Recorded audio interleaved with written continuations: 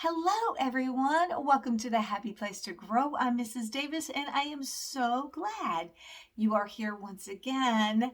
This summer we have been taking time to just enjoy a good book together. We have been exploring all things Eric Carle. Eric was an illustrator and an author. He loved doing artwork and he loved working on children's books.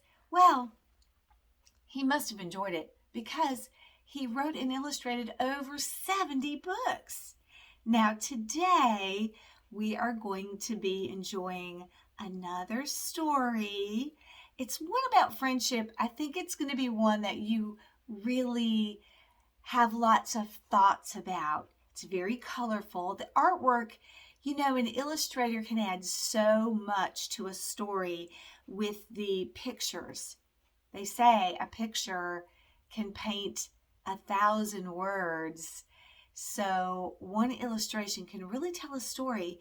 And Eric's illustrations were all colorful collage art pieces put together to build people and animals and scenes beautiful.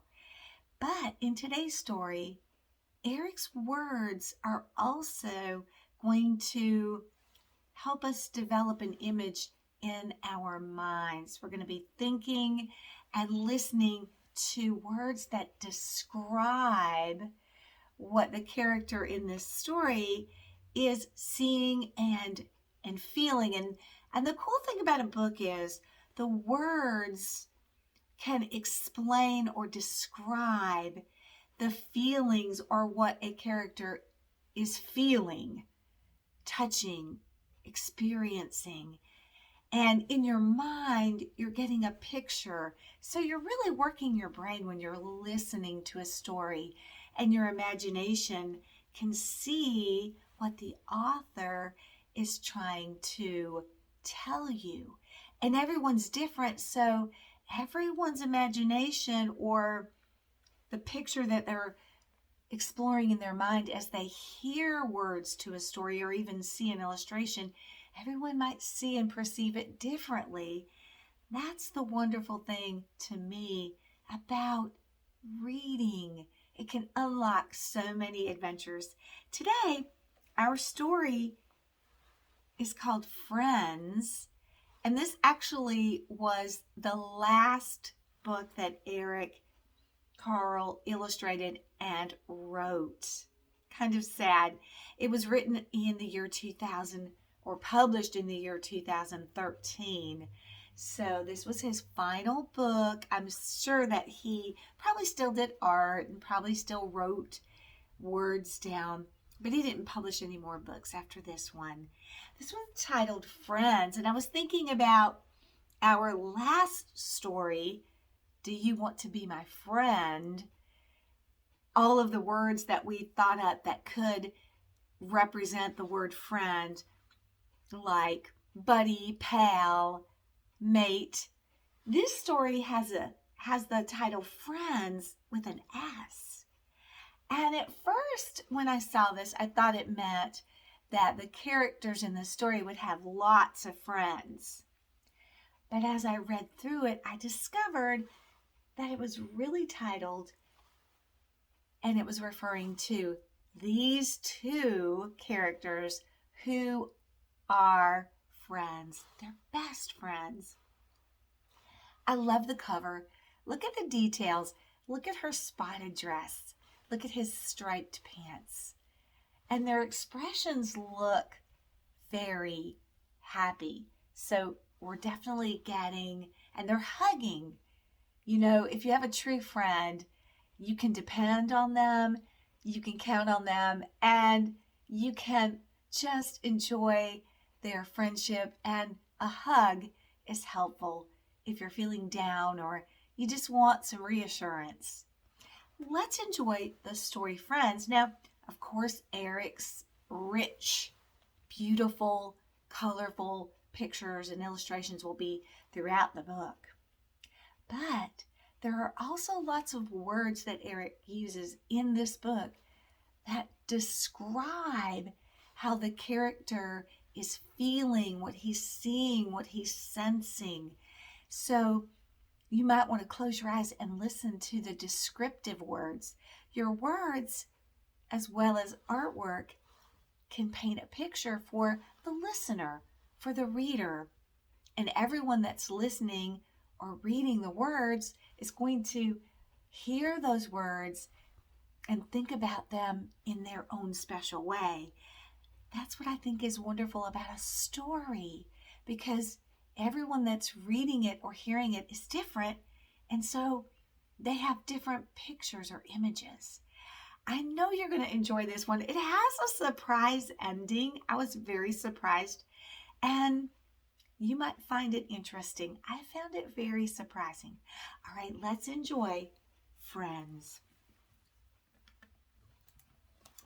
I love the inside cover of the book. It's so colorful. And this is a clue, a bouquet of flowers. The ending will bring us back to this bouquet. So be watching.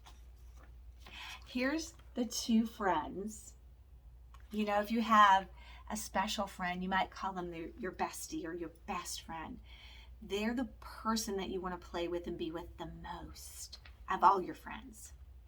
Once, there were two friends who were always together. Together they played and ran and danced and told each other secrets. You can trust your best friend with your secrets. They won't judge you, and they won't tell anyone. But one day, the boy was all alone. His friend was gone. She had moved far away. That's sad. That happens sometimes in friendship, doesn't it? I miss her, he said. Wherever she is, I must find her. Then he took a deep breath, counted to 10, and there's the count. Look at those colorful numbers. 1, 2, 3, 4, 5, 6, 7, 8, 9, 10. He's counting, and then he's going to go find his friend. Look at that beautiful, colorful, wavy mass of blues and greens. What do you think that is? Looks like waves to me, water. Oh, yeah. So, it says he counted to 10, and the page continues on this page. Sometimes an author will do that with these 3 dots. Jumped into the swift river. Swift means very fast moving. So the river is described as swift. The water was cold. Brr. Can you feel the icy cold water? I can. The river was wide. So it took a long time to swim across it. Can you get a picture of that river in your mind with those describing words? I can. Now it's nighttime. Look at this starry sky. Black and the colorful stars. When he got to the other side, it was already dark. Remember, it was a wide, long river. The stars watched over him as he fell asleep. He's resting. It's a long journey. He's got to find his friend, of course. Now it's daytime. There's a tall mountain. The next morning, he saw a tall mountain ahead. He started up one side. The path was steep. It was very hard and high. Going higher. It was hard work. Finally, he got to the top, and then he slid right down the other side. Plunk. You know, when you're going up and you get to go down, it's easier going down. And then he landed on the ground, plunk. I like that describing sound. Ooh, look at this. Beautiful wisps of green. There's yellows. What do you think that is? You're right. It's grass. The boy landed in a broad meadow. That's a place where there's lots of grass. Nothing else, no trees. Maybe some flowers, some birds. It was a hot day. Can you feel the heat? The grass was dewy, damp, and cool. If it's a hot day and you're walking through dewy grass, you know what dewy means? It's wet. It's got little droplets of water. Overnight, when you wake up in the morning and you walk across the grass, even if it's not rained, some little beads of water have formed on the grass. It's called dew. And he says, because it's a hot day, it feels cool as he's walking. He strolled, that's a leisurely walk. He strolled through it, because it felt so good. He kind of took his time through the grass. It was dewy and refreshing. I can feel it, can't you? Then, all of a sudden, it began to rain. Splish, splash. Look at the rain. He had to dash through the falling drops. A dash is a very quick run. It's very fast. You're dashing. And I know when it's raining and I don't want to get wet, I zip on through, don't you? So far, we've been across a river.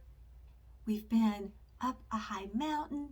We've went through a beautiful meadow with dewy grass, and now it's raining.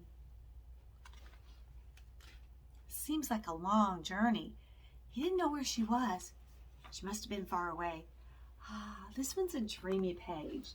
You know, when there's clouds in the sky, and it's a beautiful day, it's blue sky, and there's some white clouds. It's kind of like dreamy. And do you ever look up at the clouds and just look for cloud pictures? You know what clouds are shaped like? That's fun. It's beautiful and colorful. After a while, the boy felt tired. Well, I guess so. He fell asleep. It's like nap time. You know, in the daytime, it's nap time. And dreamed that he was floating on a cloud. That's a nice dream, isn't it? Have you ever thought about what it would be like to be on a cloud? Well, I've got news for you. You won't float because it's just tiny droplets of water. You just fall right through. It looks like a puffy cotton ball, but it's just water vapor gathered together. There's no stability. Don't try it. He's using his imagination, I think, don't you? Ooh, another location. He gets to a forest, and it says he woke up deep in a forest. Dark shadows danced around him. Eek! He rushed out of the woods into... So if you're in a deep forest, the trees are so close together and there's lots of foliage on the trees. And so even though it's daytime, it will be dark in the forest because no rays of light can get through if the trees have leaves that are so thick and close together. He's getting out of there. It's kind of creepy. He rushed. He got out of there quick. Get out of the woods into, next stop, my favorite, a flower garden. Remember at the beginning that bouquet? Here we go. He gathered a bouquet. A bouquet is a collection of flowers that you group together, and it's usually a bouquet can be carried by a flower girl at a wedding, or you can give a bouquet of flowers to someone special like on Valentine's Day or their birthday. It's a collection, a group. Sometimes they put them in a vase. Where do you think the friend is going with a bouquet of flowers? Let's find out. And there was his friend. "I have found you," he shouted. "I knew you would come," she said, because they're friends. Together they played and they ran and danced and they told each other secrets. And here's the surprise. You know what they did next? Dun, dun, dun, dun. And got married. I know you're saying, "Oh, icky, look at this dog with the veil." But they're just plain dress up. You can see his little suit and her dress. They're still just friends and they're pretending and they're so glad they got together. Now, do you think he went to all those places or he just imagined it? You know, for your friend, you will do anything to make sure that you can spend time with them. They're worth it. Friendship is valuable. And if you can find a good friend that you can play with and share everything with, then you've got a real treasure worth everything. I wanted to read you the next page because this story will make more sense. There was a reason why Eric wrote this story about friends. There's a photo in the back. And it's an old-timey photo. It's not even in color. It's in what they used to call a black and white photo. When they took pictures a long time ago, they didn't have color film. And so everything was like in a black or gray, or this even almost looks brownish. And this little boy right here, guess who that is? Yeah, it's Eric and a friend. One of his best friends. Here's what he says at the end. "Here I am with a friend in Syracuse, New York. I was 3 years old and so was she." Oh, how sweet.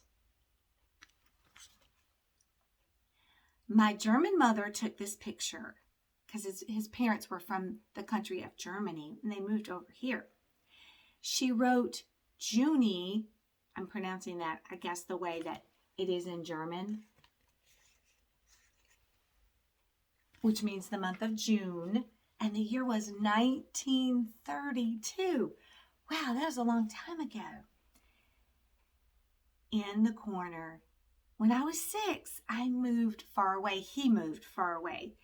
We never saw each other again. I often think about my long ago friend and I wonder what happened to her." So I wonder if he was inspired to write this story in honor of the friend that he had when he was young. And he imagined if he could get to her, he would climb any mountain, go over any river, go over any grass, through a dark forest, night and day, and he would search for her. And of course, this was way before cell phones, Facebook, and computers. So sometimes reaching an old friend was hard to do and you might lose touch. So I'm thankful for all the ways we can keep in touch with people we love nowadays. But he still has this sweet memory of his friend from long ago. Oh, that was cute. I loved the descriptive words and I loved the pictures because they painted beautiful imaginations of how one might travel in their mind if they were searching for their friend. Well, this was a cute one with a surprise ending. Were you surprised? I definitely was. This was Eric's last story. I hope that you enjoyed this one with me. Now, we've got a few more days until the month of August is over. So I am going to be sharing, I hope for sure to share a couple more of my favorite Eric Carle books. The next one up is a cute one. It's called Today is Monday. And this one is written by another author, but the pictures are by Eric Carle. And I thought the pictures were really rich and cute. And it definitely talks about the days of the week. So I thought this would be a fun one. So don't forget to like this video, to share it with your friends, and enjoy lots of good books with your friends. All right, until our next story time together, as always, enjoy good books. And if you're so inspired, you could be like Eric Carle, write your own books and illustrate. Hey, that gives me a thought. Maybe we should work on together how to write and illustrate your own story. That would be fun. What do you think? All right. I can't wait till we're reading together again. And as always, have a colorful and a good one.